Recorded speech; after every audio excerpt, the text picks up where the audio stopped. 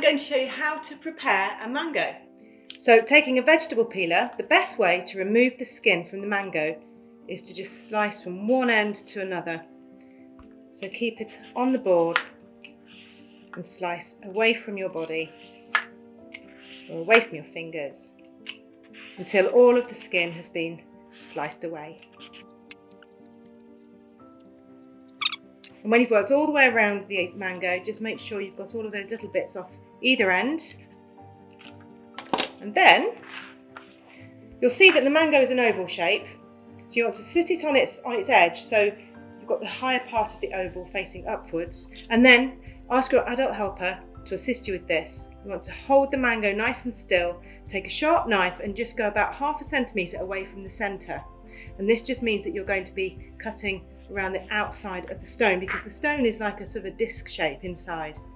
Turn it around the other way and then repeat it. So you've got two what they call mango cheeks, and then you can cut little slices either side of that stone like so. So if you can't go through, that means you've hit the stone, so just move slightly to the outside until you find the point and where you can slice it, which is there. And then you've got this nice little mango stone, which you can actually nibble and eat the rest of the little mango flesh off the edges. And then you just want to cut the rest of the mango into pieces. So sit it flat so it doesn't wobble around.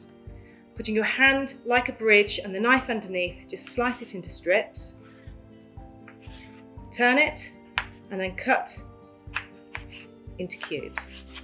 Always making sure you keep your fingers tucked under and away from that sharp knife.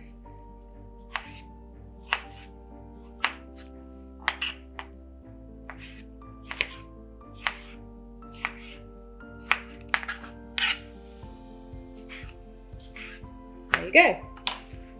There's your mango, cut into nice little dices. And that is how you prepare a mango.